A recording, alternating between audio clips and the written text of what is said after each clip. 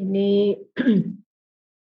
untuk faktor yang pengaruh persalinan itu nanti di ini pertemuan berikutnya ya, karena itu pembahasan yang tersendiri ya, karena banyak ya, itu menyangkut ada 5 poin ya yang harus dibahas satu persatu sehingga itu nanti bisa sesuai dengan RPS tadi itu untuk pertemuan berikutnya ya.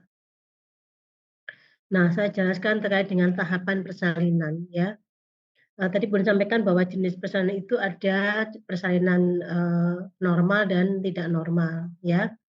Nah, persalinan itu yang normal jenis persalinan yang normal itu salah satunya adalah persalinan yang memang dari faktor kekuatan sendiri ya, yang mana itu nanti dikaitkan dengan letak janin, maka adalah letak kepala. Persalinan yang tidak normal adalah persalinan-persalinan yang tidak melalui jalan lahir atau tidak sesuai dengan proses yang normal sesuai dengan definisi persalinan. Nah, contohnya jenis persalinan yang tidak normal itu adalah misalnya tadi ya, misalnya sungsang, persalinan dengan letak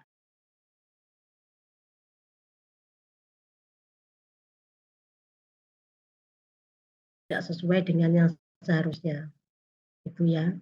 Nah, kemudian jenis persalinannya, kalau persalinan yang tidak normal, maka jenis persalinannya juga termasuk jenis persalinan yang tadi ya, dengan bantuan atau tidak melalui jalan lahir. Kalaupun sungsang itu adalah termasuk yang persalinan yang bukan persalinan fisiologis ya, bukan persalinan normal, tetapi dia posisi janinnya tidak sesuai ya. Ya, oleh karena itu tidak sesuai dengan posisi yang seharusnya ya secara normal. Nah, itu terkait dengan jenis persalinan ya. Nah, sekarang tahapan daripada persalinan. Tahapan persalinan di sini ada terdiri dari 4 ya. Ada kala 1 yang nanti ini akan dibahas lebih detail lagi di materi selanjutnya ya. Karena tahapan persalinan ini kan sifatnya kita konsep dasar ya, paling tidak Anda tahu bahwa ada tahapannya itu tidak langsung terjadi melahirkan begitu saja tidak, tetapi adalah ada prosesnya, makanya disebut dengan proses persalinan karena ada prosesnya, ada tahapannya. Nah, ada tahapan pertama adalah tahap kala 1 atau pembukaan, kemudian tahap kala 2 pengeluaran, kala 3 pelepasan uri, dan kala 4 adalah kala observasi. Ya, seperti itu atau 2 jam postpartum. Nah, ini yang merupakan tahapan persalinan. Nah, kalau misalnya Anda sudah pernah mendengar tentang kala 1, kala 2 dan sebagainya, nah ini kita silakan kita boleh sharing aja kalau sudah pernah ya, atau boleh tunjukkan konsepnya seperti apa. Tahapan yang pertama itu kala 1 atau kala pembukaan di mana ini dimulai dari adanya HIS sampai dengan pembukaan lengkap, di mana lamanya pada persalinan dengan primipara, orang yang hamilnya baru pertama, ya makanya primipara, maka 12 sampai 18 jam ya, sedangkan pada multipara itu 6 sampai 8 jam itu lamanya kala 1. Ini secara teori ya. Tapi secara kasus ya, atau secara evidence base bisa jadi lebih cepat daripada yang ini.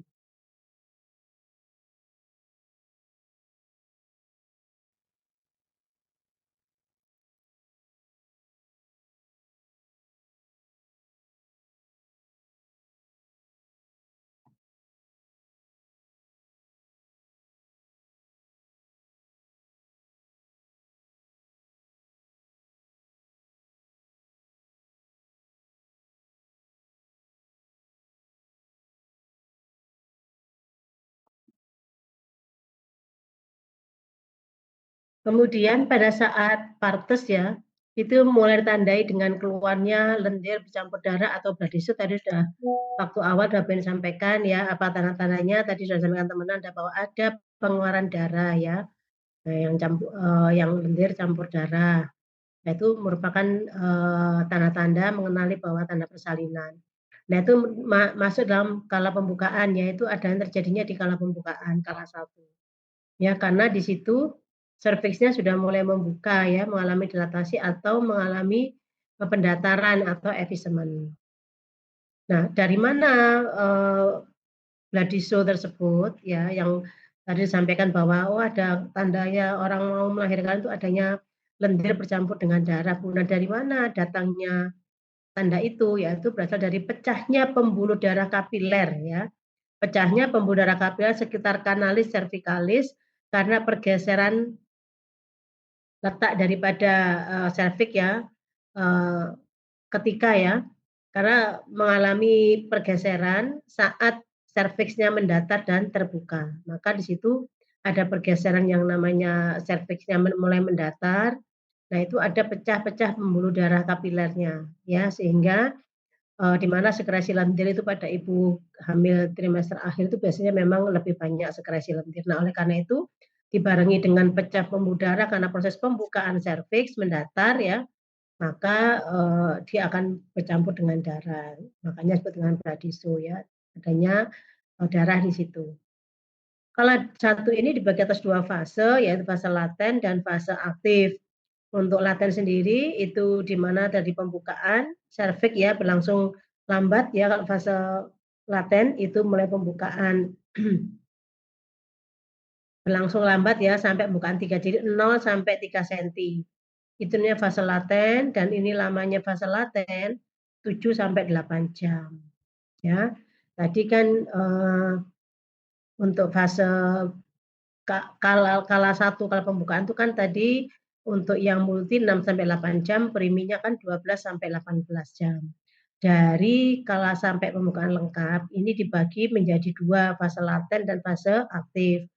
Nah, untuk fase latennya itu berlangsung 7 sampai 8 jam, untuk primi ya ini ya, ini konsep teorinya primi. 7 sampai 8 jam untuk kala 1 fase laten saja. Karena totalnya kan ada 12 sampai 18 jam ya. Nah, 7 sampai 8 jam ini, pembukaan 0 sampai 3 sentimeter itu memerlukan waktu 7 sampai 8 jam. Nah, ya sedangkan fase aktif itu pembukaan di atas 3 ya. Nah, di atas 3 sampai dengan lengkap itu fase aktif. Nah, namun fase aktif ini secara teori dibagi 3 juga. Ada fase aktif akselerasi, fase aktifnya dilatasi maksimal, dan deselerasi. Ya, untuk yang akselerasi ini berlangsung 2 jam, yaitu pembukaan, 3 sampai 4 senti, meskipun cuma 1 sentimeter saja penambahan pembukaan, tapi ini lamanya berlangsungnya 2 jam. Jadi periode akselerasi, ya. Kemudian setelah itu mulai pembukaan di atas 4 sampai dengan 9, itu periode dilatasi maksimal, itu juga 2 jam. Nah, beda ya. Ini sama-sama 2 jam, semua 2 jam. Fase aktif itu kan lamanya 6 jam ya, lamanya 6 jam. Maka setiap fase aktif ini mulai pada akselerasi itu lamanya 2 jam, bukanya 3 sampai 4, hanya 1 senti. Begitu periode dilatasi maksimal, bukanya mulai dari 4 sampai 9. Nah, ini ada 5 senti, itu juga cuma 2 jam. Makanya dilatasi maksimal, jadi pembukaan yang maksimal. Kemudian fase deselerasi itu fase lambat ya, pembukaannya mulai fase lambat, mulai pembukaan 9 sampai dengan 10. Ini juga diperlukan waktu 2 jam. Nah, ini secara konsep ya, secara konsep, bahwa memang teorinya begini. Tapi kalau nanti Anda secara partograf, pada waktu Anda mengisi partograf, maka konsep ini berbeda begitu ya. Kalau misalnya fase aktif, nanti masuk fase aktif, maka kalau kita mau mengevaluasi kemajuan ya, maka per 1 sentimeter itu dianggap 1 jam, gitu ya. Jadi, berlakunya kalau ini kan konsepnya seperti ini ya, ini 4 sampai 9 sentimeter, ini 5 senti ya, membukanya sampai 5 senti itu cuma waktu 2 jam. Tapi nanti kalau kita berpatokan pada patograf nggak bisa begini ya. Nah, bisa menjadi patokan, oh paling cepat adalah 2 jam, tapi kan membukanya 3 ya, 3, 4, 5, 6, 7, 8, 9. Buka, sorry ya, buka mulai 4 ya, kok 3, 4 ya. 4 ke 5 ya 5, 6, 7, 8, 9, 5 senti. 5 senti hanya diperlukan waktu 2 jam. Itu secara teorinya. Itu bisa jadi kita berpikir itu paling cepat ya untuk antisipasi jangan sampai nanti pasien ini kebobolan. Tapi nanti dalam waktu observasi di partograf, maka teori yang digunakan adalah teori 1 senti 1 jam. Ya, misalnya di sini pembukaan 5. 5 ke 9 itu diperlukan dari 4 ya, dari 4 ya. 4 ke 9 itu diperlukan 5 senti. Ya. Maka kalau teorinya partograf itu kita mengevaluasi adalah 4 jam lagi. Padahal di sini sudah 2 jam sudah mencapai 9 senti teorinya di sini. Tapi kalau mengenai partograf maka kita evaluasilah 4 jam ya. Jadi mulai pembukaan 4 ya ke arah 5, 6, 7, 8, 9 itu ada 5 senti ya. Tetapi kita evaluasinya paling lama adalah 4 jam.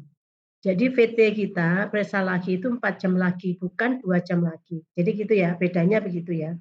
Kalau menggunakan konsep partograf untuk observasinya, maka menggunakan teori 1 senti 1 jam.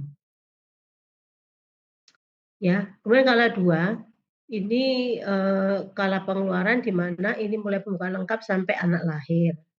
Ya, lamanya kalau pada primipara itu 1 sampai 2 jam. Jadi kalau ibu yang baru pertama kali hamil ya, melahirkan, maka kala 2-nya, lamanya kala 2 itu 1 sampai 2 jam. Sedangkan pada multipara, ibu-ibu yang sudah pernah melahirkan, itu 15 sampai setengah jam, sampai dengan setengah sampai 1 jam. Artinya begini, kalau misalnya pada ibu yang anak kedua, anak ketiga misalnya multipara, maka waktu di kala 2, kala pengeluaran itu bisa 15 sampai dengan setengah jam sudah lahir. Atau paling lama lah setengah jam lah ya, setengah jam sampai 1 jam. Maka kalau 1 jam ini enggak lahir pada pasien dengan multipara, ini harus waspada, hati-hati adanya kemungkinan CPD atau tidak bisa lahir secara spontan. Itu ya. Tapi kalau pada primipara, jadi ibu yang primigravida ya, maka ini adalah paling cepat 1 jam, paling lama 2 jam. Melebihi ini harus waspada, segera dirujuk dan sebagainya ya. Jadi ini batasan untuk kita bertindak. Ya. Sedangkan kala 3 itu kala pelepasan plasenta, di mana itu sejak bayi lahir ya, sampai dengan plasentanya lahir, itulah kala 3. Pada kala ini, nanti ini semua akan dibahas lebih detail ya. Apa yang terjadi pada kala 1? Apa yang terjadi pada ibu?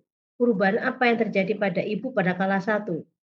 Secara fisik, secara reproduksi ya, secara fisik apa yang terjadi perubahannya secara fisiologis, dan secara psikologis ibu kalau masuk di kala 1 itu bagaimana, perubahan psikologisnya seperti apa.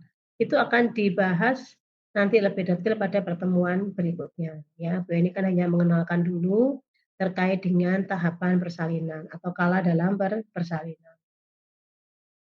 Ya, untuk kala 3 ini maksimal setengah jam, 30 menit harus sudah lahir ya. Paling tidak 15 sampai 30 menit harus sudah lahir plasenta ini.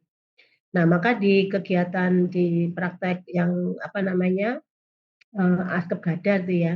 Jadi kalau plasentanya setengah jam tidak lahir, maka akan diberikan oksitosin lagi. Nggak lahir lagi setelah dipimpin dikeluarkan bayi ini, maka harus segera dirujuk atau dikeluarkan secara manual plasenta. Ya, jadi batasannya paling lama adalah untuk kala 3 untuk mengeluarkan plasenta ini maksimal adalah 30 menit harus sudah lahir. Gitu ya. Kemudian kalau belum lahir juga, maka diberikan obat oksitosin dan nanti ditunggu untuk melahirkan kembali ya maksimal 1 jam. Tambah 30. Kalau enggak bisa ya harus dirujuk gitu ya. Nah, uterus ini pada saat kala 3, uterus itu akan teraba keras ya, terutama di daerah fundus ya. Nah, untuk yang kala 3 kalau nanti Anda mempraktekkan ya, ini kan teorinya. Di kala 3 itu kalau Anda mempraktekkan, maka kenapa di langkahnya APN itu, langkah persalinan itu ada cek fundus. Nah, Di kala 3 adalah cek TFU, tinggi fundus uteri seberapa. Secara teori kalau itu bayinya sudah lahir, tinggal plasentanya saja atau kala 3, maka tinggi fundus uterinya setinggi pusat. Itu menandakan tidak ada bayi kedua atau janin kedua tidak ada. Ya, sehingga nanti pada langkahnya praktek di persalinannya maka cek fundus uterinya itu dicek seberapa tingginya. Kalau tingginya setinggi pusat maka normal, berarti tidak ada janin kedua. Ya. Nah, ini juga ini menjadi kontraksi karena memang sudah kontraksi karena dia berusaha mengeluarkan ini ya. Nah, oleh karena itu dia akan teraba keras uterusnya karena memang sudah nggak ada janinnya ya, sehingga tinggal teraba uterus saja, itu biasanya akan teraba agak keras gitu ya, bulat gitu ya, keras, memang ada kontraksi ya, kemudian lebih tebal ya, seperti itu. Ya, sehingga pada kala 3 ini juga masih dimungkinkan timbul kontraksi, karena kontraksinya memang untuk mengeluarkan plasenta ya. Untuk pelepasan dan pengeluaran plasenta ya, sehingga seluruh plasenta itu bisa lepas ya, terdorong dalam vagina dan akhirnya lahir secara spontan. Nah, pada saat kala 3 ini memang bisa ya ada tindakan yang memang benar bisa ibunya itu sambil mendorong, artinya sambil kok mendorong, sambil mengejan ya, tapi nggak sekuat dengan pada waktu tadi persalinan ya. Ada sedikit rasa mengejan ya, mendorong sedikit sehingga plasenta itu bisa lahir dengan cepat ya dan aman ya. Itu sesuai dengan waktunya.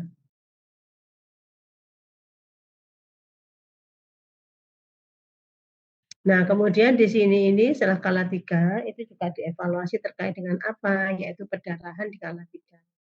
Atau dicek pada kala 3 apa yang perlu dilakukan oleh bidan pada kala 3. Yang perlu dilakukan oleh bidan pada saat kala 3 adalah selain memang melakukan pertolongan sesuai dengan prosedur ya, prosedurnya APN.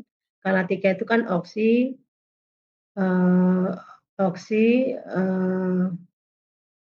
PTT ya, masase ya. Jadi dia diberikan oksi dulu, kemudian di PTT, di penegangan, kemudian di masase. Nah, itu adalah langkah daripada kala 3. Maka pada saat ini apa yang dilakukan itu adalah pengeluaran uri, karena pengeluaran plasenta, maka harus dilakukan cek plasenta, kelengkapan daripada plasenta. Seperti itu ya, sehingga di situ apa peran bidan yang dilakukan setiap kala. Di kala 1 apa yang dilakukan bidan, kala 2 apa yang dilakukan bidan, dan kala 3 juga apa yang perlu dilakukan oleh bidan, dan apa yang perlu diobservasi ya. Nah, sekarang kala 4 atau kala pengawasan adalah pengawasan selama 1 jam setelah bayi baru lahir, setelah bayi lahir dan uri lahir, untuk mengamati keadaan ibu terutama terhadap bahaya perdarahan postpartum. Nah, ini memang perlu dilakukan kala pengawasan daripada bayi baru lahir ya. Kemudian tanda-tanda persalinan ya. Nah, bagaimana tanda persalinan? Tadi di awal sudah ini klarifikasi dengan pertanyaan kritis. Apa sih tandanya kalau ibu itu masuk dalam persalinan? Karena tidak semua ibu ibu hamil itu akan segera masuk persalinan, tergantung daripada kondisi ya, kondisi ibu ya, kondisi eksternal ya, seperti itu.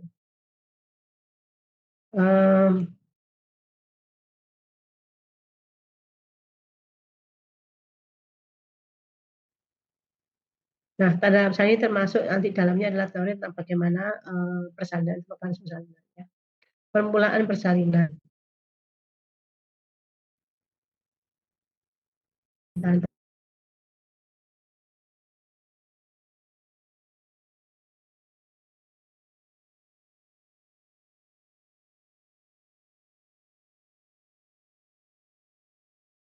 persalinan. Nah, pada di kala 1 ya, di kala 1 ini bagaimana permulaan persalinan itu terjadinya. Pertama, permulaan persalinan itu, proses persalinan diawali dengan terjadinya his persalinan. Tadi mungkin sama siapa tadi ya, Mbak Risa atau siapa tadi, bahwa bagaimana terjadinya persalinan adalah adanya Oh, tadi siapa yang mau kontak? Ada kontraksi, Bu. Nah, hanya kontraksi yang mana makin lama makin kuat, kemudian ada ketuban ya. Jadi memang permulaan daripada proses persalinan itu dimulai karena adanya suatu kontraksi atau his persalinan. Sifatnya bagaimana ya? Sifatnya pinggang terasa sakit ya yang menjalar ke depan ya. Kemudian sifatnya teratur ya, intervalnya makin pendek itu ya. Namanya his punya sifat-sifat hisnya ya, hisnya itu dirasakan ibu merasa sakit di arah pinggang menjalar ke depan. Hisnya sifatnya teratur, intervalnya makin lama makin pendek. Artinya berarti yang misalnya dalam 10 menit ini ada berapa kali kontraksi. Kalau misalnya dia 2 kali kontraksi, maka intervalnya kan setiap 5 menit gitu ya. Nah, maka his yang persalinan itu kan teratur. Setiap 10 menit ada 2, ada 3 kali. Ya, setiap 10 menit dihitung ada 3 kali. Misalnya itu namanya teratur. Terus intervalnya makin lama makin pendek, semakin mendekati persalinan, maka intervalnya makin pendek. Misalnya yang tadinya 10 menit 2 kali, menjadi 10 menit 3 kali, berarti tiap 3 menit. Berikutnya lagi, ternyata 10 menit ada 5 kali, berarti setiap 2 menit kenceng, 2 menit kenceng. Nah ini biasanya sudah masuk di persalinan di skala 2 ya, kalau hisnya seperti ini. Pelan didik sudah ngeten lagi. Nah itu memang semakin lama makin pendek intervalnya. Dan kekuatan hisnya pun juga semakin besar. Kemudian his yang ditimbulkan itu akan berpengaruh terhadap perubahan serviks, artinya his yang ditimbulkan itu bisa menyebabkan pembukaan serviks ya. Makin beraktivitas ya janinnya ya, kekuatan makin bertambah. Kemudian berikutnya adalah adanya tadi ya, adanya his persalinan, yang kedua pengeluaran lendir bercampur darah. Nah, ini adalah permulaan daripada persalinan. Jadi ibu-ibu termasuk tadi bagaimana proses terjadinya persalinan itu, apa yang kita lihat dari ibu yang mau melahirkan. Pertama adanya kontraksi atau his ya. Yang kedua tadi sudah benar juga ya, adanya pengeluaran lendir bercampur darah. Nah, ini juga merupakan tahapan permulaan daripada persalinan ya. Nah, tadi udah di depan udah sampaikan kenapa kok bisa keluar darah ini ya, karena tadi ya pembuka karena adanya pecahnya pembuluh darah kapiler ya di daerah serviks ya. Nah, jenis persalinan ini terjadi adanya perubahan serviks yang menimbulkan perdarahan dan pembukaan. Ya, kemudian pembukaan tersebut menyebabkan lendir yang terdapat pada kanalis cervicalis menjadi lepas ya, sehingga akan keluar ya, keluar lendirnya banyak, kemudian darahnya juga ada. Terjadi perdarahan karena kapiler pembuluh darahnya pecah. Nah, ini adalah tanda untuk permulaan persalinan ya, pengeluaran lendir bercampur darah atau yang pertama tadi adalah adanya his persalinan. Yang ketiga adanya pengeluaran cairan. Tentu saja ini adalah cairan ketuban yang dimaksudkan ya.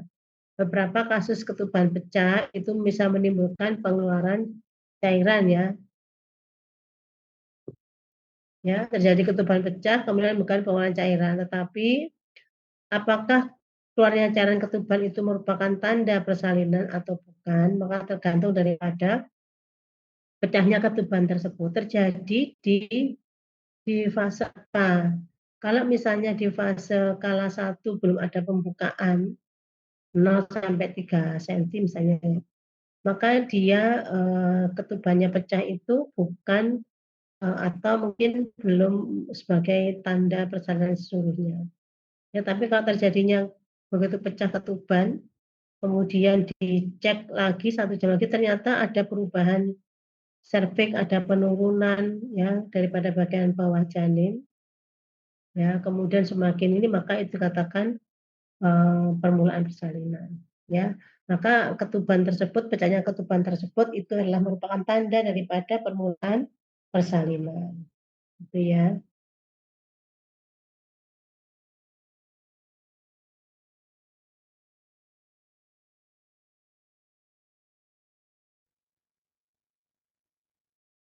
Kuat dan menyebabkan pembukaan ya, kemudian intervalnya semakin lama semakin pendek sehingga menyebabkan ibunya sakit, kesakitan.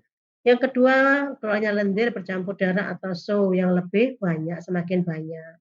Ketubannya pecah dan pada waktu diperiksa dalam ada pembukaan dan pendataran daripada serviks. Ini tanda-tanda infartu. Nah, kalau misalnya ada beberapa indikator ini, cuman misalnya ditanya atau ada soal, ibu apakah ibu mengalami kenceng, ibu dari rumah ada kasus misalnya, ada ibu hamil datang ke bidan mengatakan ingin sudah merasakan kencang-kencang sejak tadi malam misalnya, ya. Kemudian ibu mengatakan sudah ada pengeluaran lendir, ya. Nah, kemudian ibunya mengalami bla bla bla karena kasus. Nah, di situ bidan menentukan memutuskan apakah ibu ini masuk dalam persalinan atau tidak. Nah, apa tanda yang memastikan bahwa ibu ini sudah infartu? Misalnya jawabannya karena ada sakit karena faktor nyeri, nyeri kontraksi yang dari pinggang, ya. Nah, yang sifatnya teratur misalnya. Yang kedua, ada keluarnya lendir, ya, dan sebagainya. Sampai ada pilihan, ada pembukaan serviks dan pendataran. Maka kira-kira pilihannya mana? Nah, pilihannya mana? Ada ibunya merasa kencang sejak tadi malam misalnya, datanya itu. Jawabannya ada, ibu merasakan kencang-kencang atau sakit karena faktor H sejak tadi malam. Ibu mengatakan ada lendir yang keluar dari jalan lahir. Ya, nah, kebetulan ketubannya masih positif, kebetulan ketubannya positif sehingga nggak ada jadi poin jawaban.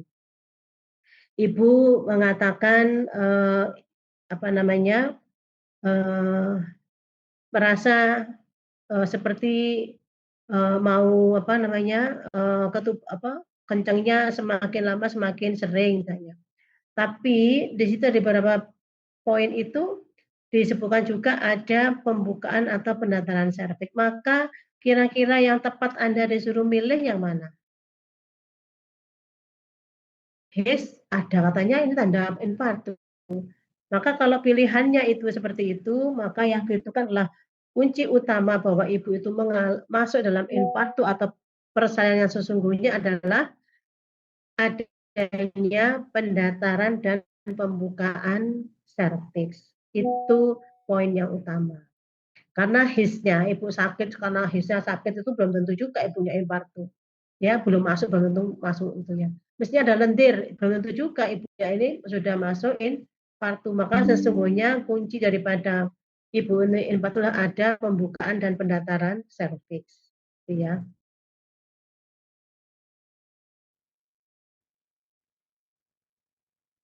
Kemudian karakteristik daripada ciri-ciri persalinan ya.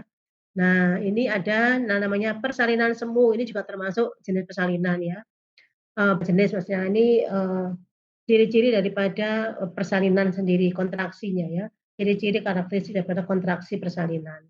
Ada kontraksi yang sifatnya itu disebut dengan persalinan semu. Ada kontraksi tapi disebut dengan persalinan yang semu apabila kontraksi tersebut tidak ada perubahan pada serviks. Artinya serviknya tidak ada pembukaan maupun pendataran. Nyerinya tidak teratur ya. Kemudian tidak ada interval rasa nyeri ya. Yang satu dengan yang lainnya sama saja ya. Kemudian tidak ada perubahan pada waktu dan kehebatan daripada kontraksi. Artinya kontraksi dan hebatnya apa intensitas nyerinya tidak ada perubahan, tetap aja segitu segitu aja. Ibunya masih bisa beraktivitas ya. Dan nyerinya itu hanya di bagian depan saja ya, nggak sampai ke punggung ke belakang dan sebagainya. Apabila ibu ini nyeri itu dipakai berjalan ya itu enggak sama aja, enggak merasa terlalu kalau ibu yang nyeri persalinan yang sungguhnya maka dengan berjalan ibunya akan terasa ada perubahan rasa nyeri semakin sakit. Nah, kalau yang ini persalinan semu maka rasa nyerinya tidak ada perubahan dengan berjalan, jadi sama aja ya. Nah, tapi kalau yang sesungguhnya Maka kalau dipakai berjalan itu tambah nyeri begitu. Kalau ini kan tidak ya. Kemudian tidak ada hubungan antara tingkat pengaruh uterus dengan intensitas nyeri. Nah ini kalau persalinan yang semu. Kemudian tidak ada lendir darah, nggak ada kemajuan penurunan kepala janin, kemudian kepala tetap tinggal bebas, kepala masih. Kemudian diberikan obat penenang yang efisien itu bisa menghentikan rasa nyeri ya. Nah, nyerinya, sakitnya bisa berkurang dengan pemberian obat penenang. Itu adalah persalinan semu. Nah, sekarang persalinan yang sesungguhnya. Bagaimana cirinya persalinan yang sesungguhnya ya, yang tadi katakan infartu ya. Maka apabila dia masuk dalam persalinan sesungguhnya, maka mulai ada penipisan dan pembukaan daripada serviksnya sudah membuka. Nyerinya, rasa nyerinya itu intervalnya teratur, ya. Kemudian intervalnya semakin pendek, ya. Nah, kemudian waktu dan kehebatan kontraksi itu makin berkurang. Artinya begini, waktu itu dengan kehebatan. Kalau semakin hebat kontraksinya semakin kuat, ya, maka waktunya ini akan semakin, artinya munculnya akan semakin pendek tadi ya, intervalnya semakin pendek tadi, ya. Rasa nyeri terasa di bagian belakang dan berpindah ke depan. Nah, bedanya tadi dengan yang semu beda ya. Kalau tadi kan depan saja. Ini nyerinya ibu merasakan di bagian belakang nyeri, kemudian sampai mengarah ke bagian depan.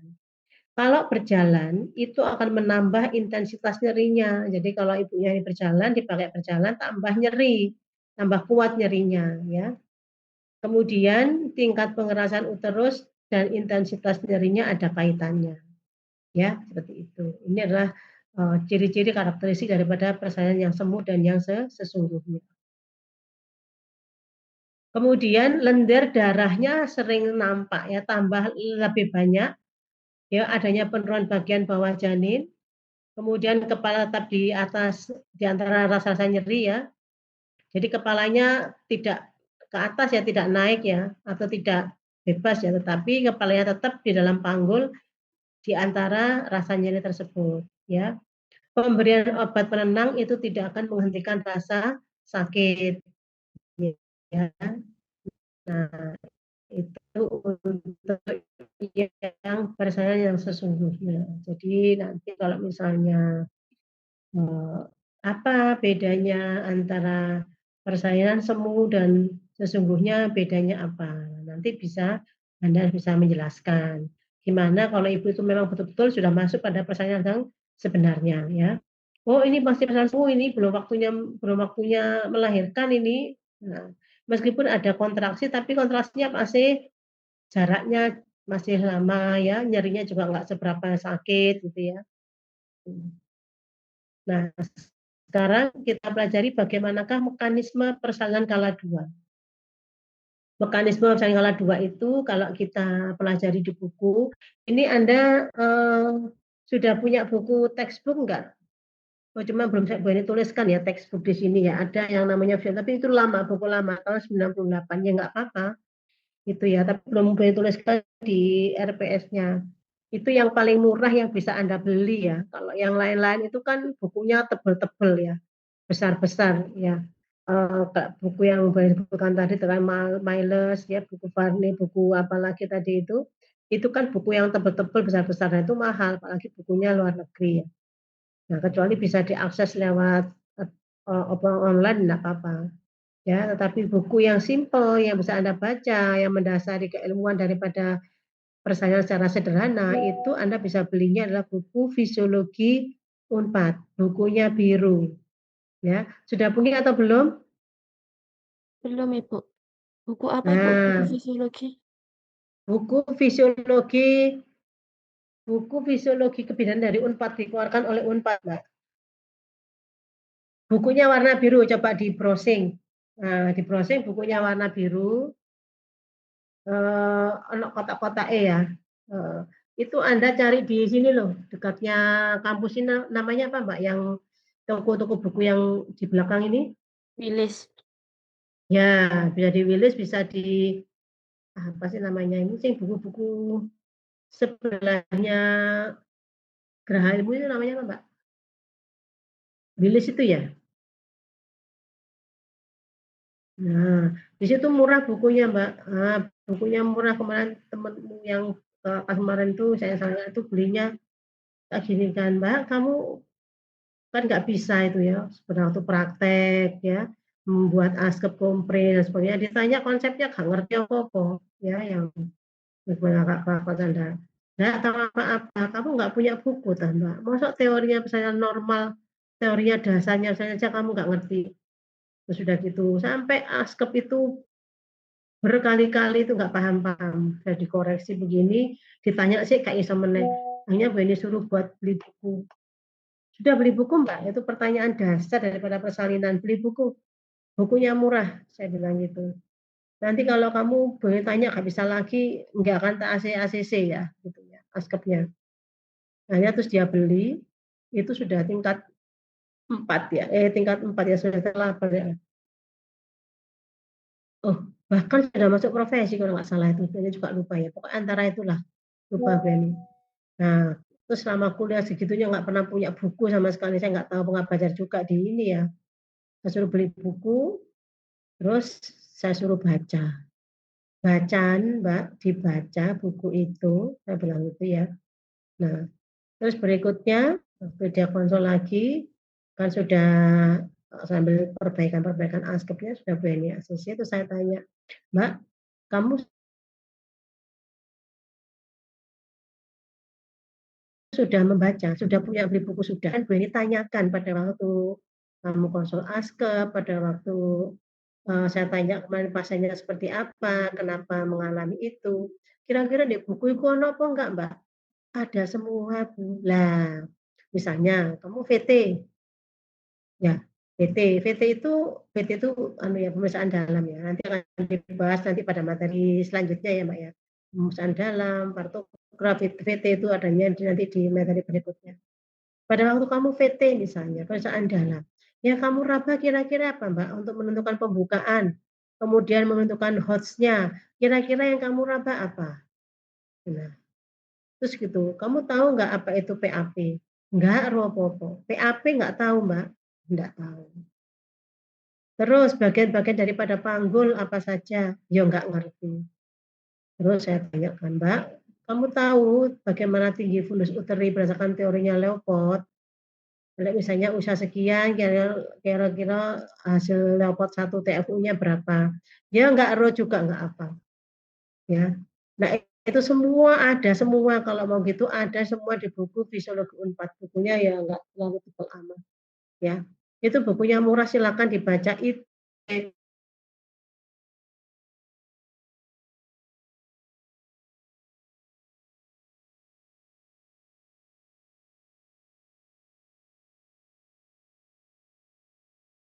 bahwa apa saja yang perlu dipelajari berkaitan dengan kita apa namanya kompetensi kita dalam persalinan ya.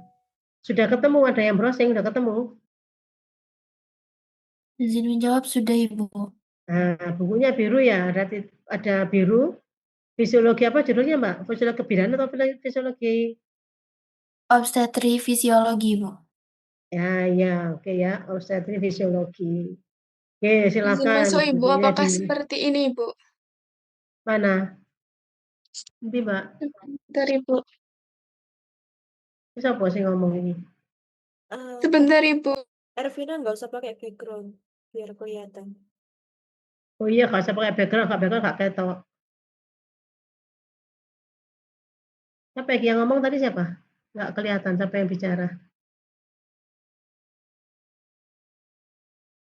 Izin dan penjawab itu Ervina Audive yang tadi. Seperti ini kah Ibu? Nanti, siapa Mbak? Cek, tak tutupnya dulu. Ervina Ibu. Di situ nanti ada istilah yang namanya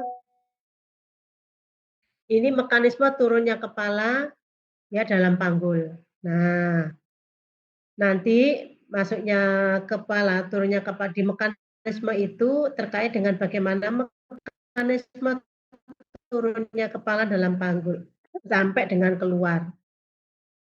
Pertama adalah masuknya kepala dalam pintu atas panggul. Nah, silakan siapa yang bisa jawab apa yang disebut dengan pintu atas panggul? PAP itu apa? Nah, yang disebut dengan PAP itu apa? Silakan siapa yang bisa membuka buku atau menjawab apa itu PAP? Jadi turunnya kepala itu dimulai dari kepala masuk dalam PAP, pintu atas panggul. Ya, siapa bisa menjawab? Di buku itu ada Mbak, PAP itu apa? Silakan dibuka kalau yang punya buku. Izin Enggak, menjawab, enggak. Ibu. Ya, silakan. PAP atau pintu atas panggul adalah batas atas dari panggul kecil, bentuknya ialah bulat oval. Ya, terus? Terus?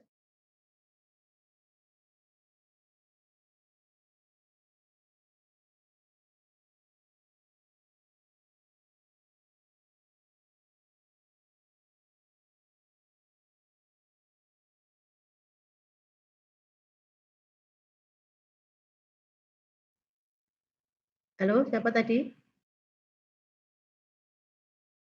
Izin menjawab, Ibu. Di sini adanya batas-batasnya. PAP? Ya, heeh. Heeh. Ya, Batas-batasnya sebutkan ada batas-batasnya. ada promontorium, sayap sakrum, Mm-mm. linea Mm-mm. innominata, ramus superior, osis pubis, dan pinggir atas simpisis. Ya, itu satu sisi ya. Nah, tulang itu yang membentuk PAP dan itu memutar di sisi berikutnya sama. Itu namanya adalah batas-batas PAP. Nah, itu harus tahu ya. Nanti kalau Bu Eni ngajar ini memang harus anak luring karena dengan begitu bisa menjelaskan bagian daripada PAP, kemudian nanti ini karena ada fantom panggulnya begitu ya. Nah, kalau daring gini ya apa boleh nunjuk no fantom panggulnya ya. Jadi nggak bisa. Ya dibaca sini aja di buku situ ya. Anda tahu promotorium, Mbak? Tahu, di Anfis kan sudah dipelajari, di Bioep kan sudah dipelajari tentang anatomi fisiologi, anatomi ya, anatomi organ reproduksinya perempuan, termasuk panggul. Tahu promotorium? Siapa yang tahu promotorium? Di mana letaknya?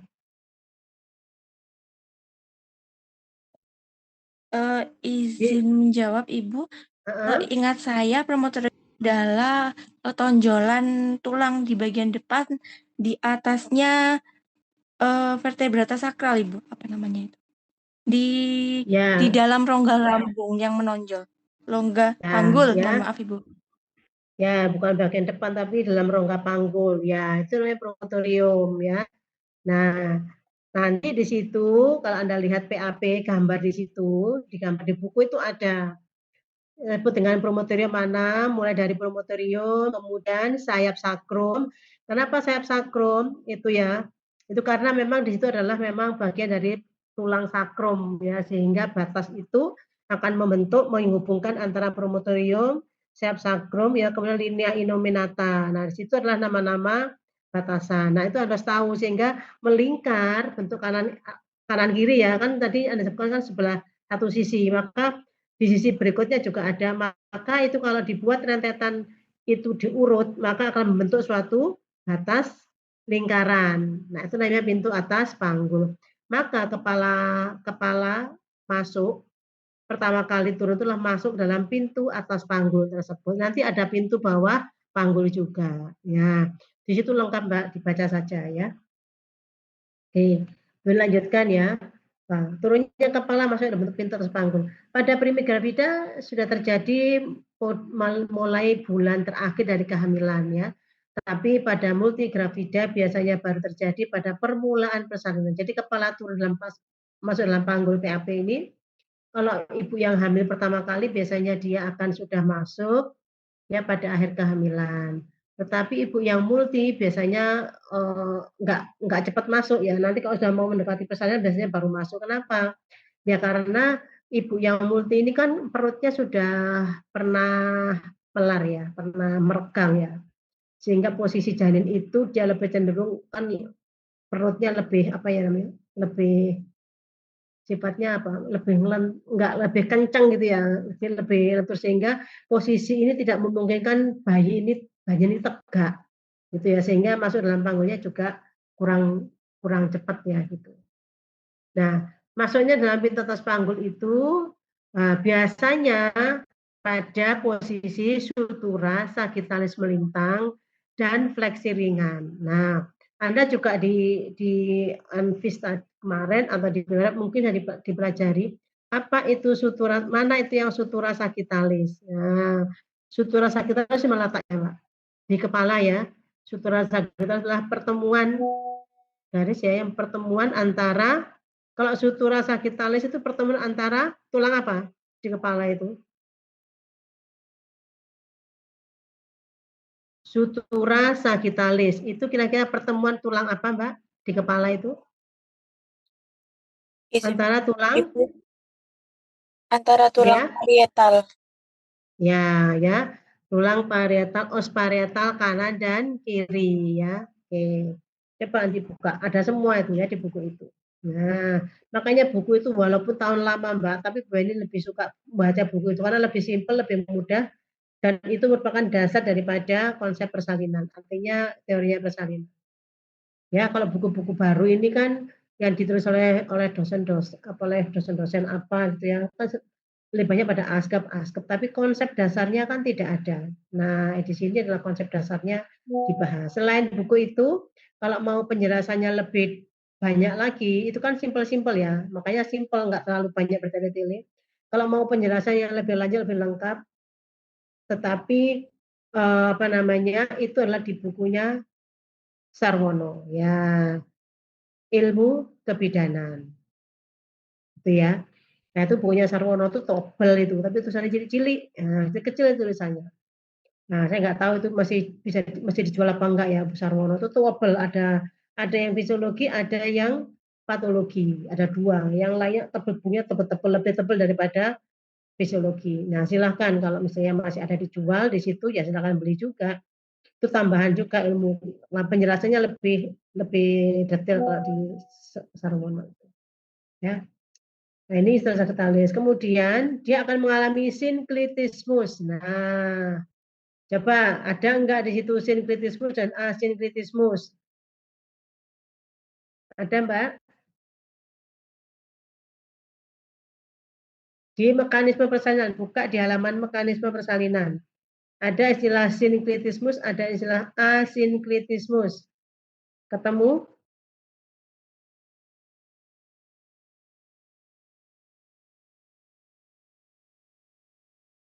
Enggak ketemu, belum ketemu. Ya, nanti dibaca ya. Ya, jadi masuk PAP dalam posisi sutura sagitalis melintang dan fleksi. Kemudian pada saat masuk ini dia akan mengalami posisi sinklitismus. Artinya adalah sutura sagitalisnya terdapat di tengah-tengah jalan lahir, yaitu tepat di antara simfisis dan promotorium. Anda bisa membayangkan kira-kira posisi kepalanya dalam posisi sinklitismus, artinya sutura sagitalis garis ya, pertemuan tulang di sini kita lihat ini sutura sagitalis ya.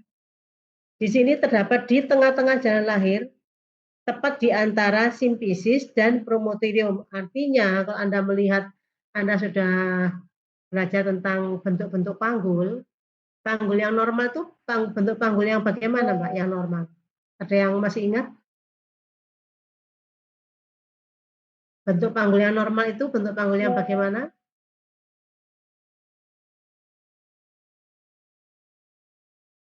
Lupa pelajaran tentang panggul. Anatomi panggul, bentuk-bentuk panggul. Ada panggul apa saja? Masih ingat? Izin menjawab, Ibu. Ada panggul ginekoid, panggul android, panggul antropoid, dan juga ada panggul platypeloid. Ya, betul ya. Yang normal yang mana? Yang panggul ginekoid. Ya, betul. Anda bisa membayangkan ya, kira-kira di panggul yang ginekoid itu kan ada PAP itu, ya. PAP tadi kan yang batas atas tadi bentuk lingkaran tadi itu. Nah, itu kira-kira membentuk lingkaran itu kan dia tidak bulat bulat sesar kayak bola gitu tidak. Tapi ada bagian yang lebih pendek, ada bagian yang lebih memanjang. Maka posisinya adalah sutura sagenzil melintang ya, tepat di antara tengah-tengah, melintang di antara promotorium dan simfisis. Bisa bayangkan ya, jadi ada garis suturanya itu melintang. Kalau kemudian ada proses asinkritismus, ya, setelah sinkritismus dia akan semakin turun. Nah, untuk masuk ke dalam PAP, dia harus mengadakan suatu proses adaptasi, yaitu mengalami asinkritismus. Nah, itu namanya tidak sajar ya. Bagaimana? Yaitu sutura sagittalisnya agak ke depan mendekati simfisis atau agak ke belakang mendekati promotorium, karena dia harus menyesuaikan daripada bentuk panggul, maka dia harus mengalami asinkritismus, gitu ya. Nah, kemudian ada dua. Nah, ada asinkritismus posterior dan ada anterior. Itu juga di buku itu juga ada. Nah, buku yang lain belum tentu ada ini ya. Apa itu asinkritismus posterior? Adalah di mana sutura sagittalis tadi mendekati simfisis, ya, mendekati simfisis dan os parietal depan, ya. Os parietalnya di arah depan, artinya dia sutura sagittalisnya mendekati simfisis, berarti kan os parietalnya ke arah depan, ya. Jadi os parietal depan, jadi dia suturanya itu mendekati simfisis, ya, berarti menjauhi promotorium. Nah, itu kalau asinkritismus posterior, jadi suturanya mendekati simfisis. Artinya bahwa os parietal depan. Kalau asinkritismus anterior, kebalikannya ya, di mana sutura sagittalisnya mendekati promotorium. Berarti os parietal depan lebih rendah daripada os parietal belakang. Paham ya Mbak ya? Oke, nanti baca lagi, dilihat di bukunya situ. Ya opposite gambarannya kalimat ini ya. Nah, Anda kalau tahu bisa bayangkan PAP, bisa bayangkan sutura, ya nanti akan bisa bayangkan ini ya. Kemudian setelah itu dia akan mengalami majunya kepala dalam panggul, ya, maju mulai kepala mulai maju, menyebabkan majunya kepala ya ada apa yang menyebabkan? Ada tekanan cairan intrauterin, ya, tekanan langsung oleh fundus uteri pada bokong. Jadi pada waktu HIS kontraksi, maka fundusnya kontraksi itu kan dimulai daripada fundus ya, kemudian menyebar ke bawah sehingga seperti kayak diperas gitu. Jadi janinnya akan semakin turun. Ya, kemudian juga ada karena faktor cairan ketuban ya. Makanya ibu-ibu yang air ketubannya sedikit, biasanya juga proses persalinannya juga akan lebih lama ya. Karena salah satu fungsi cairan ini juga bisa menekan ya, mendorong janin itu masuk ke dalam panggul. Jadi majunya kepala janin dalam panggul itu karena faktor cairan intrauterin, karena ada kontraksi yang dimulai dari fundus, ada kekuatan meneran ya, mengejan, ibunya ngeden, ya itu juga mendorong kepalanya turun, dan melurusnya badan anak perubahan bentuk rahim. Nah, ya, sehingga bentuk rahimnya karena apa namanya kontraksi jadi agak berkontak kecil ya, sehingga badan anaknya berubah bentuk menjadi lurus ya, enggak menggelondong gitu ya. Nah, ini bukan kepalanya semakin maju. Nah, majunya kepala ini bersamaan dengan gerakan-gerakan yang lain, semakin maju ke bawah, ke dalam, dia kepalanya harus melakukan dengan fleksi. Kalau nggak fleksi nggak bisa masuk ya. Dengan majunya kepala, ubun-ubun lebih rendah dari ubun-ubun ya, kecil ya, lebih rendah dari ubun-ubun besar, karena fleksi kan dia lebih rendah ya daripada ubun besar. Karena anak didorong maju dan sebaliknya mendapat tahanan dari pinggir bawah pintu atas panggul ya. Nah, serviks, dinding panggul atau oleh dasar panggul sehingga dia mengalami fleksi. Kemudian setelah itu nanti akan saya boleh tunjukkan untuk videonya ya, bagaimana kepala itu pokok kepala. Bagaimana janin itu melewati panggul ya, proses pengeluaran daripada janin. Kemudian putaran paksi dalam. Nah, setelah dalam panggul, dia akan menyesuaikan kepala itu di dalam panggulnya ya, karena kalau nggak menyesuaikan nggak metu ya, karena nggak cukup harus sesuaikan. Mana bagian kepala janin itu yang lebih panjang ukurannya dengan yang lebih pendek, maka akan menyesuaikan dengan ukuran dalam panggul. Tahapnya adalah putaran paksi dalam. Nah, ini putaran ini bagian depan ya. Nanti silakan kalau pada waktu ini silakan Anda baca di buku itu. Anda bisa sambil menyimak buku itu ya tentang mekanisme turunnya kepala, mekanisme salinan ini. Ya. Pemutaran di bagian depan sedemikian rupa sehingga bagian terendah dari bagian depan memutar ke depan di bawah simfisis. Nah, ini putar paksi dalam, ini saya boleh tunjukkan di videonya aja ya.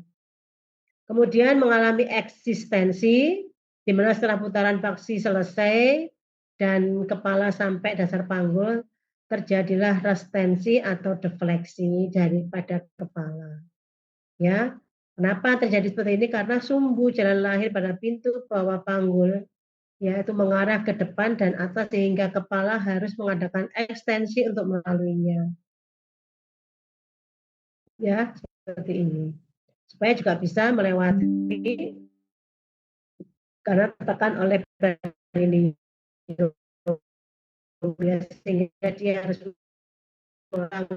terakhir dia keluar kepalanya, jadi dia bisa keluar karena kepalanya mengalami eksistensi. Kemudian dia sudah keluar ya. Nah, proses selanjutnya dia mengalami putar paksi luar. Ini juga nanti berkaitan konsep ini mendasari bagaimana Anda menolong persalinan. Bagaimana Anda tekniknya melakukan pertolongan kala dua ya. Nah, mengalami putar paksi luar karena ukuran bahu menempatkan di dalam posisi diameter anteroposterior dari pintu bawah panggul. Yang selanjutnya adalah ekspulsi yaitu pengeluaran badan seluruh anak. Nah, ini adalah mekanisme turunnya, ya, turunnya kepala dalam panggul. Oke ya, nanti bisa dibaca lebih lanjut di buku itu karena pada dasarnya Bu Yani hanya memberikan sedikit ya konsep-konsep sehingga nanti untuk lebih jelas itu bisa membaca sendiri ya. Berikutnya adalah tujuan asuhan persalinan. Tujuan asuhan persalinan ini satu memantau perubahan tubuh ibu ya. Tadi kan pertanyaan kritis yang pertama tadi salah satunya apa tujuan asuhan persalinan, apa yang dilakukan oleh bidan ya. Nah, tujuan asuhan persalinan adalah memantau perubahan tubuh ibu untuk menentukan jika persalinan itu dalam progres yang normal ataukah tidak ya. Itu tujuan asuhan. Yang kedua, memeriksa kondisi psikologis ibu ya dan respon fisik terhadap proses persalinan. Ya, kemudian yang ketiga, memeriksa bagaimana bayi merespon proses kelahiran, ya, membantu ibu memahami apa yang sedang terjadi sehingga dia berperan serta dalam menentukan asuhan. Yang kelima, membantu keluarga dalam merawat ibu selama persalinan kelahiran dan asuhan pasca persalinan. Ya. Dan yang keenam, mengenali masalah secepat mungkin dan mengambil tindakan yang tepat apabila terjadi suatu kondisi yang menyimpang. Nah, ini tujuan daripada asuhan persalinan.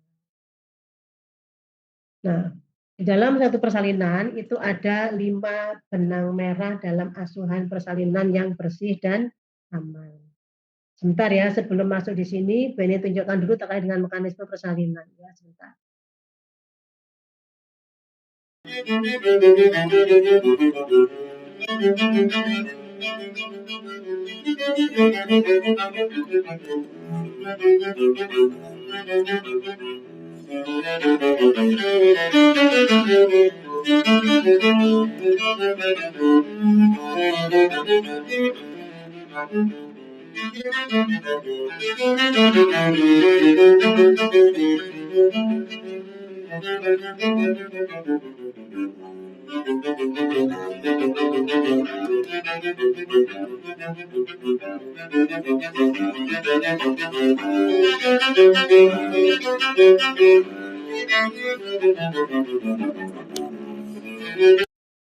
Kedengaran nggak Mbak tadi? Izin menjawab terdengar Ibu. Oh ya sudah. Oh ya sudah. Baik ya, ini saya kasihkan video yang panjang itu tadinya. Itu tadi sekilas untuk mekanismenya. Tadi seperti itu bagaimana pergerakan daripada janin itu mana video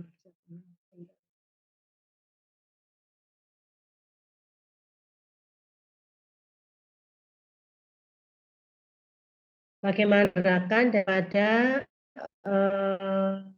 janin ya, mekanisme tadi ya. Mulai dari menyesuaikan putar pasti dalam, luar itu sudah ada di situ. Bentar ini yang saya boleh tunjukkan lagi. Ya, I found, Baby Center as a really big resource for me, almost like a friend.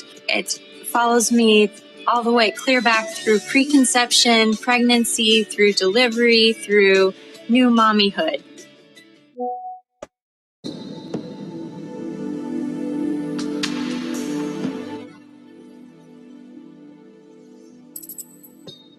In the weeks before birth, your body slows down production of the hormone progesterone while increasing production of other hormones, including prostaglandins, which soften the cervix, and oxytocin, which triggers the uterine muscles to contract. True labor contractions are rhythmic and painful and grow consistently stronger.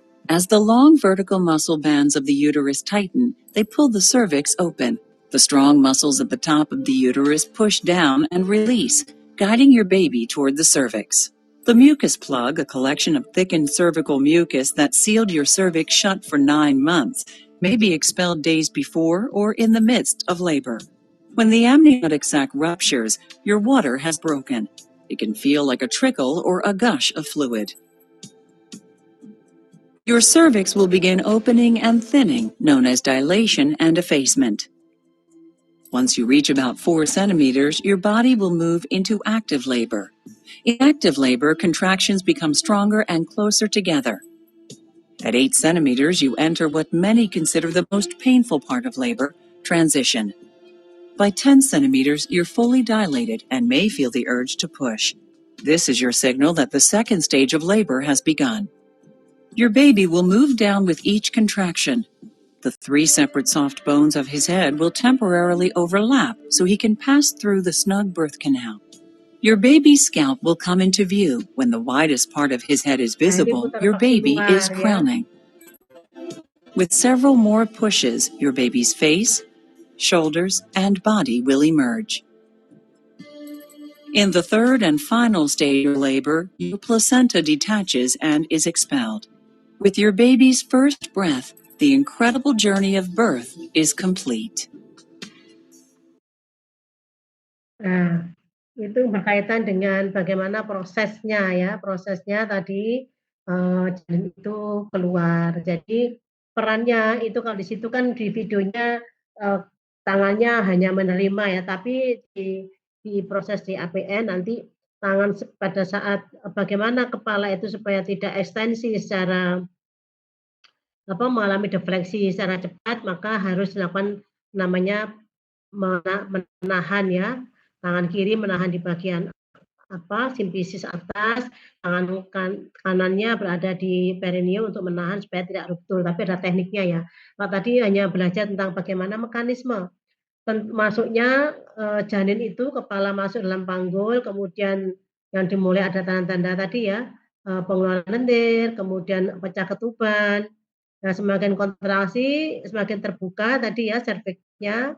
Nah, kemudian dalam proses itu kepalanya menyesuaikan daripada bentuk panggul ya.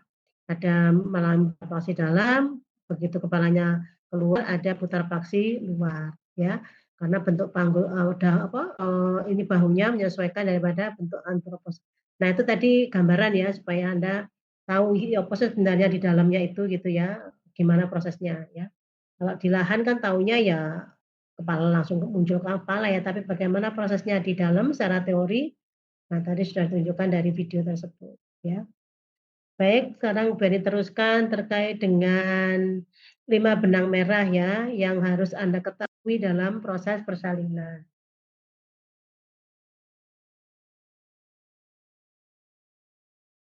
Nah, 5 benang merah ya, 5 benang merah dalam asuhan persalinan yang bersih dan aman. Apa saja? Pertama ya, membuat keputusan klinik. Ada 5, diingat-ingat ya Mbak ya. 5 benang merah dalam asuhan persalinan yang bersih dan aman. 1, keputusan klinik. 2, asuhan sayang ibu dan bayi. Yang ketiga, pencegahan infeksi. Keempat, pencatatan atau rekam medis daripada asuhan persalinan. Yang kelima adalah rujukan. Nah, ini adalah 5 benang merah dalam asuhan persalinan yang bersih dan aman. Bagaimana keputusan klinik tersebut? Apa sih yang dikatakan dengan keputusan klinik ya? Kita bahas satu persatu terkait dengan 5 benang merah ini.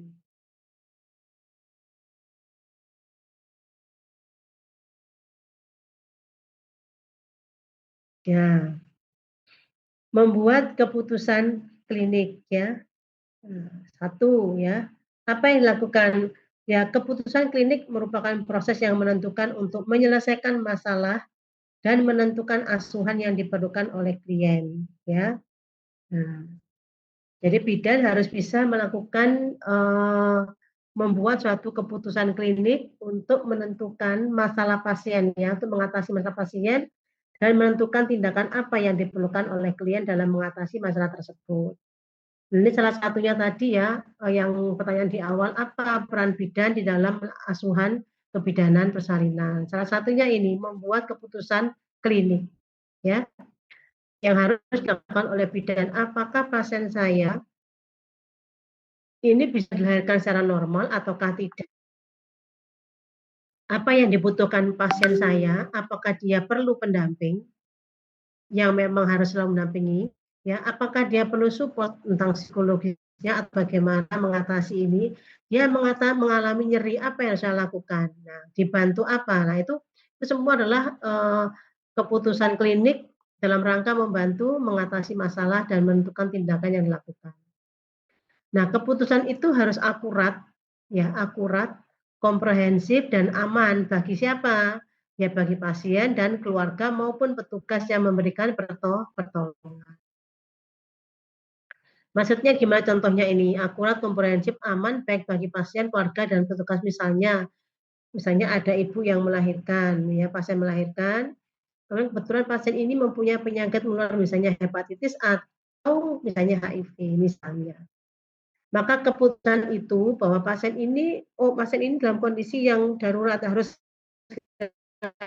dilahirkan. Harusnya pasien dengan penyakit ini kan harusnya dirujuk ke rumah sakit ya. Tapi karena tidak memungkinkan pasien ini adalah sudah mau melahirkan, sehingga apa yang harus diputuskan oleh bidan adalah membuat keputusan klinik berdasarkan dari pengkajian data, anamnesis dan sebagainya. Bidan harus bisa membuat keputusan klinis. Apa yang harus saya lakukan? Pasien ini kira-kira bisa lahir per vagina atau tidak? Oh, pasien ini karena nggak mungkin dirujuk, ya. Kalau mungkin pasien dirujuk, ya berarti keputusan kita adalah pasien harus dirujuk, karena ini pasien dengan HIV atau hepatitis. Itu nanti dengan bla bla bla bla. Kalau ada apa-apa nanti kalau rumah sakit bisa segera teratasi. Atau keputusan kliniknya adalah pasien ini nggak mungkin saya rujuk, berarti harus segera ditolong karena dia misalnya datang dengan pembukaan lengkap, tapi dari hasil anamnesa dia pasien ini adalah pasien HIV. Maka bagaimana kita membuat keputusan klinik menentukan kebutuhan pasien untuk ditolong yang memperhatikan, yang komprehensif, aman. Aman bagaimana? Bagaimana aman pada pasien, keluarga, dan petugas termasuk. Berarti harus bagaimana? Oh, berarti saya harus menyiapkan suatu menggunakan APD yang lengkap, APD-nya berlapis, yang memang untuk mengantisipasi ini, kalaupun cairannya ini nanti berdarah atau apa, harus dibuangnya kemana, pasien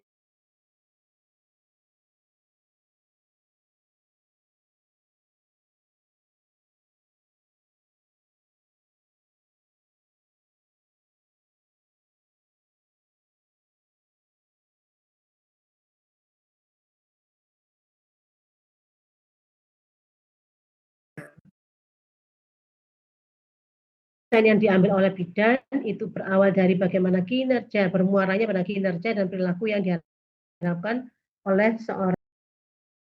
Kebutuhan klinik yang dibuat, ilmunya memadai, ya konsep ilmu wawasannya kuat dan kritis ya, bukan kritis ya. Nah, seorang pemberi asuhan itu adalah dan mempunyai pengalaman dalam melakukan pertolongan yang lebih banyak, maka akan menentukan keputusan klinisnya itu benar atau tepat atau tidak. Ya.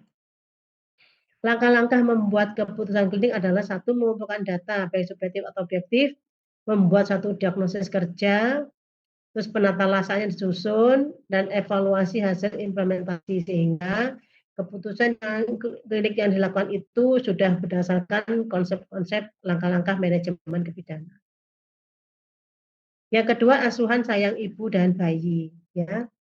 Nah, apa itu asuhan sayang ibu? Adalah asuhan yang menghargai budaya, kepercayaan dan keinginan sang ibu, namanya asuhan sayang ibu. Nah, cara yang paling mudah membayangkan mengenai asuhan sayang ibu itu adalah menanyakan kepada diri sendiri. Apakah saya ini sudah melakukan asuhan sayang ibu atau tidak? Nah, dengan pertanyaan, seperti inikah asuhan yang saya dapatkan? Nah, atau pertanyaannya, asuhan yang seperti ini yang saya inginkan untuk keluarga saya yang sedang hamil, ya. Apakah asuhan yang seperti ini yang saya inginkan untuk keluarga saya yang sedang hamil? Nah, itu adalah untuk refleksi ya, menilai apakah asuhan yang sudah kita berikan itu adalah asuhan sayang ibu atau belum. Dengan bertanya kepada diri sendiri, kira-kira asuhan seperti inikah yang kita inginkan atau kita dapatkan dari tenaga kesehatan? Kalau Anda tidak, misalnya Anda merasa bahwa saya kalau saya jadi pasien, perlakuannya seperti ini, kira-kira inikah yang saya inginkan? Inikah yang memang saya harapkan? Nah, kalau misalnya perasaan Anda bahwa kayaknya saya kalau dilayani seperti ini kayaknya nggak sesuai harapan, maka Anda harus melakukan hal yang sesuai Anda inginkan, gitu ya. Jadi itu bisa dari refleksi atau pertanyaan pada diri sendiri. Asuhan seperti apa yang ingin saya dapatkan dari pelayanan bidan ini, ya seperti itu. Atau kalau kita umpamakan kita pasien, kira-kira apakah asuhan seperti ini yang memang kita harapkan, ya, yang kita inginkan untuk keluarga maupun untuk saya sebagai ibu hamil. Nah itu ya, itu yang bisa menjawab nanti adalah yang dengan mempertanyakan, merefleksi diri, ya self assessment, ya self evaluasi, self evaluasi. Seperti itu. Nah, konsep asuhan sayang ibu, ya, itu adalah persalinan merupakan peristiwa alamiah. Ya. Jadi konsep asuhan sayang ibu itulah bahwa persalinan itu merupakan peristiwa yang alamiah sehingga jangan dimanipulasi. Jangan dibuat-buat yang tadinya yang harusnya bisa alamiah dibuat menjadi patologi, ya. Ya, misalnya ibunya, "Mbak, Bu, bidan, ini kok saya nggak lahir-lahir ya, aduh sudah capek saya," misalnya pembukaannya belum masuk fase aktif suwe pembukaannya. Nah, karena kita harusnya kalau yang asuhan sayang ibu, bahwa persalinan itu merupakan peristiwa yang alamiah, artinya itu akan terjadi secara alami tanpa ada suatu tindakan manipulasi, dia akan bisa berjalan dengan normal. Ya itu konsepnya begitu. Sehingga kalau misalnya ibu bidan, "Aduh kok sakit ya, kok nyeri sekali ya Bu, bisa enggak supaya saya enggak kesakitan dipercepat melahirkannya?" Sehingga bu bidannya itu ngasih obat sedikit, misalnya dikasih obat injeksi sedikit supaya kontrasnya cepat, biar cepat lahir. Atau misalnya ibunya pada waktu kita menolong salinan dorong-dorong supaya cepat keluar, kesuwen ngenteni ibu ngeden kurang gak mlaku-mlaku, gak maju-maju, didorong ae. Nah, itu semua salah. Itu namanya tidak mengikuti konsep asuhan sayang ibu. Ya, jadi harus sabar, ya. Sabar untuk menunggu bagaimana proses persalinan itu berjalan secara alamiah. Yang kedua, sebagian besar persalinan umumnya adalah berlangsung normal umumnya tanpa adanya maka tidak boleh melakukan manipulasi, "Oh tak gunting ya wis serviknya, oh tak kasih infus saya biar cepet," nggak bisa. Itu namanya tidak melalui asuhan sayang ibu. Penolong memfasilitasi proses persalinan ya. Kemudian pasien, bidan atau pemberi asuhan itu harusnya bisa bersahabat, tidak merasa asing bagi pasien, ada rasa saling percaya ya, kemudian tahu siap membantu kebutuhan klien, memberi dukungan moral dan kerjasama dengan semua pihak termasuk keluarga pasien. Ini konsep asuhan sayang ibu ya. Nah, yang ketiga adalah pencegahan infeksi. Nah, berarti 5 benang merah. Yang ketiga adalah pencegahan infeksi. Apa pencegahan infeksi itu adalah pencegahan infeksi selama dalam persalinan itu berkaitan dengan penerapan universal precaution ya, yaitu bagaimana jangan sampai tangan kita kotor pada waktu melakukan pertolongan ya, alat-alat kita sudah disteril semua, kemudian tempat tidur juga sudah ada alasnya yang tidak memungkinkan bekas pasien yang kita mengkontaminasi kita ya.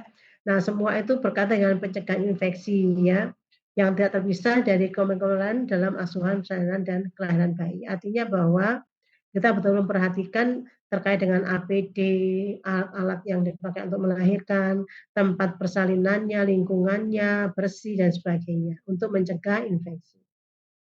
Nah, tindakan PI ini harus diterapkan dalam semua aspek asuhan ya, untuk melindungi ibu nakes ya dari infeksi jamur, bakteri ya atau virus. Nah, dalam pencegahan infeksi ini ya,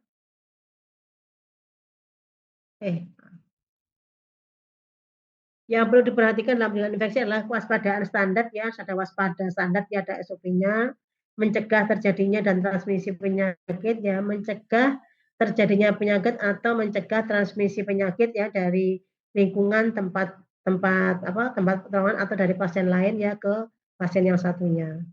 Ya, proses pencegahan infeksi instrumennya ya, alat-alatnya ya. Kemudian menggunakan barrier protektif ya, ada APD-nya. Ya, termasuk budaya bersih dan lingkungan yang aman ya di tempat bidannya. Nah, seperti itu ya. Ini dalam rangka untuk pencegahan infeksi. Dan yang keempat adalah pencatatan ya, pencatatan terkait dengan apa yang sudah kita kerjakan, terkait dengan rekam medisnya pasien, rekam jejak ya, rekam medik ya pasien. Maka untuk catatannya penting adalah harus mencatat semua asuhan yang telah diberikan kepada ibu atau bayinya. Jika asuhan tidak dicatat, dapat dianggap bahwa hal tersebut tidak dilakukan. Makanya perlu ada pencatatan. Misalnya, kita melakukan observasi daripada kala 1. HIS-nya bagaimana, DJJ-nya bagaimana, kontraksinya bagaimana, ya. Terus pada waktu VT itu hasilnya seperti apa, itu harus semuanya ditata. Termasuk tekanan darah, tanda vital, kondisi fisik yang lain harus cuma dicatat. Kenapa? Kalau misalnya itu tidak dicatat, itu tindakan tersebut tidak dilakukan. Misalnya ada sesuatu terjadi, pasien ternyata tiba-tiba bayinya tidak menangis, tidak ada denyut jantung janin, misalnya. Nah, dianggap ternyata tidak catat bahwa Anda melakukan observasi tidak catat. Terus observasi ini setiap 30 menit di observasi bolak-balik, masuk nyatet sakmina kayak tiap 2 menit catat pokoknya saya tahu. Nah, seandainya begitu ada satu saat terjadi ternyata janinnya kok gak bergerak, ibu mengatakan, Bu Widan, kok janin saya, bayi saya kok nggak bergerak ya? Biasanya bergerak kok tadi nggak bergerak. Nah, setelah dicek ternyata denyut jantungnya sudah nggak ada. Nah, maka ini dianggap bahwa, lah tadi seperti apa? Tadi ibunya kira-kira digitnya tadi masih bagus apa tidak? Nah, karena nggak dicatat, berarti dianggap tidak melakukan observasi di kala 1 karena nggak punya catatan. catatannya. Nah, ini harus hati-hati. Apa kepentingannya nanti untuk aspek hukum legalitasnya? Kalau misalnya ada apa-apa sesuatu, keluarganya menuntut, maka kita punya bukti bahwa kita sudah melakukan observasi, sudah melakukan tindakan yang sesuai dengan prosedurnya, semua harus dicatat. Apa yang perlu diperhatikan dalam pencatatan? Ya, apa yang perlu diperhatikan dalam catatan?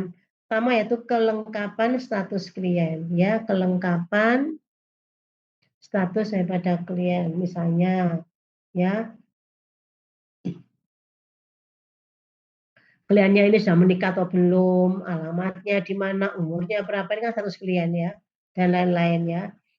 Yang kedua, anamnesis dan prosedur atau hasil pemeriksaan baik itu fisik, laboratorium maupun uji atau penapisan yang lain. Kemudian partograf itu sebagai instrumen untuk membuat keputusan atau dokumentasi klien. Kemudian dalam catatan itu kesesuaian kelaikan kondisi klien dengan prosedur klinik yang dipilih dan upaya tata laksana rujukan yang diperlukan. Nah, ini yang harus diperhatikan dalam pencatatan. Maka semua harus dicatat.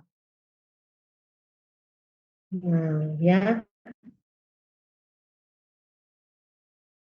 Kemudian yang kelima adalah rujukan, ya. Nah, terakhir adalah rujukan.